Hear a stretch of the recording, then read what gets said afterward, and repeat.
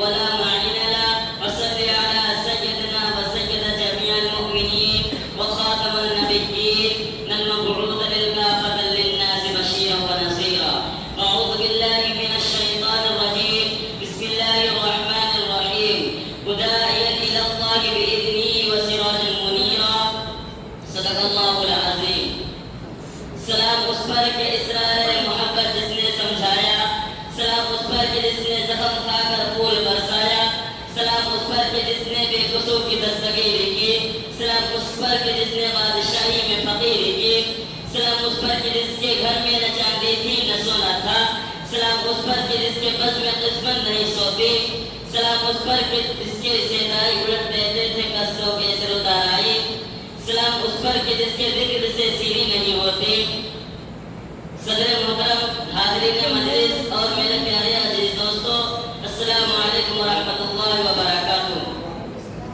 ایک بات روزی روشن کی طرح آیا و گیا ہے کہ کوئی شخص دنیا میں ایسا پیدا نہیں ہوا اور نہ ہوگا جس نے سیرت کا ذرا برابر بھی حق ادا کیا ہو. میں جتنا آپ کے سامنے سیرت بیان کروں، ختم رسول صلی اللہ علیہ وسلم کی جتنے کمالات کیا کا احاطہ کروں، تاجدار فتح صلی اللہ علیہ وسلم کی وصف پر روشنی ڈالوں، محمد مصطفیٰ صلی اللہ علیہ وسلم کے احوال کا تذکرہ کروں اور آپ کے اخلاق حمیدہ بتلاؤں، نبی کریم صلی اللہ علیہ وسلم کی محاسن پر نظر ڈالوں اور آپ کے رفعت و عظمت کے بارے میں گفتگو کروں. نبی کریم صلی اللہ علیہ وسلم نے اور آپ کی پیدائش سے لے کر وفات تک کے داستان سنا دوں، تب بھی آپ کی سیرت کا ایک جز بھی ادا نہ ہو سکے گا. میں اور آگے بڑھ کر کہہ سکتا ہوں کہ دنیا کی کسی ماں نے آج تک نہ کوئی ایسا لڑکا جنم دیا ہے اور نہ دے سکے گی جو دعویٰ کرنے کی جسارت کرے کہ اس نے سیرت کا ذرا برابر بھی حق ادا کیا ہو. کیوں؟ اس لیے کہ یہ حقیقت ہے کہ کسی کی مخفی نہیں کہ ختم رسول کی کتنے کمالات و محاسن ہے، جتنے رفعت و عظمتیں ہیں، جو مقام و مرتبہ و بلندیاں و فرازیاں ہیں، جنہیں احمد کے پاس اب حامل ہیں، ان تک دنیا کی کسی انسان کی رسائی نہ ہو سکتی. دنیا کو کوئی سائنسدان اگر ماننے تک ان کے وجود سجود جاری رکھے تب بھی ناکامی اس کی مقدر ہوگی.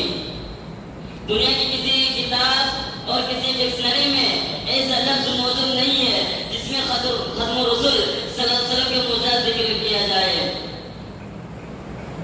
دنیا کے کسی درخت کو اگر قلم بنا دیا جائے اور یہ جھاگ مارنے والے سمندر کی سیاہی کو پانی میں تبدیل کر دیا جائے اور میرے آقا صلی اللہ علیہ وسلم کی سیرت کو لکھنا شروع کیا جائے تو میرے آقا کو سیرت کو لکھنا شروع کیا جائے تو رب کعبہ کی قسم دنیا کے کسی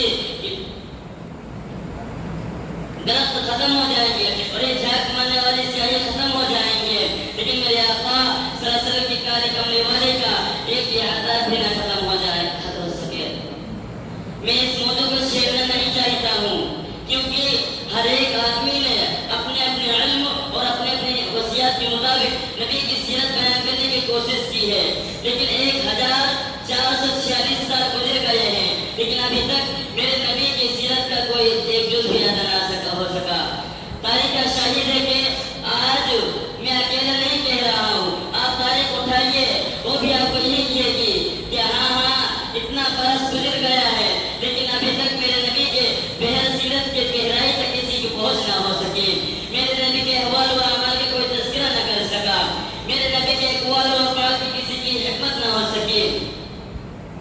سیرت کے نگار اور سیرت پر روشنی ڈالنے والوں نے ایسا مقام و مرتبہ پایا.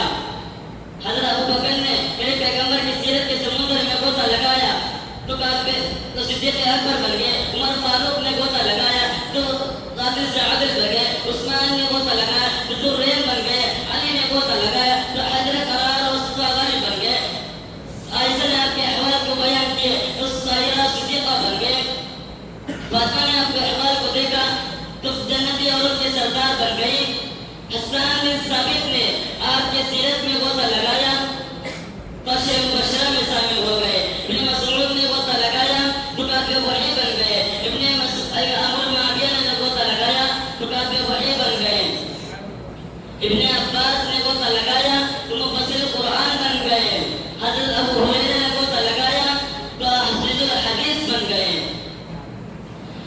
بلال نے غوطہ لگایا تو جنت کے وارث بن گئے. نبی کے خلق عظیم تر نے سبھی کو اپنا بنا کے چھوڑا. نبی کے خلق عظیم تر نے سبھی کو اپنا بنا کے چھوڑا. دل و سنک سے بتا مٹا کر بشر کو حد سے ملا کے چھوڑا. جو بھولے بھٹکے ہوئے مسافر تھے ان کو راستہ دکھا کے چھوڑا. وہ لوگ جن میں درندہ پن تھا انہیں کو رہبر بنا کے چھوڑا. سامعین بے وقار، آپ کے دل و دماغ میں یہ تو بہت سے سوال اٹھ رہے ہوں گے، جن میں سے ایک سوال یہ بھی ہوگا کہ مقام و مرتبہ میں ان لوگوں کا بتلا رہا ہوں جن کی صبح و شام نبی کا آغوش میں بسر ہوئی. آپ کا دل کہہ رہا ہوگا کہ یہ تو نبوت کی باتیں ہیں، یہ تو آفتاب محمدیہ کا کرشمہ ہے کہ جس کی اس پر کرن پڑی وہ تاریخ قلوب سے زیادہ روشنی بکھیرنے لگا اور ذرہ ذرہ خورشید بن گیا. میرے بھائیوں، یہ تاریخ یہی تک نہیں ہے بلکہ ہر زمانے کے عاشق رسول کا مرتبہ سنا رہا ہے. میں آپ کو اس سے آگے لے چلتا ہوں تو سنیے. امام ابو حنیفہ نے نبی کی سیرت کے سمندر میں غوطہ لگایا تو فاطر کے امام الائمہ بن گئے.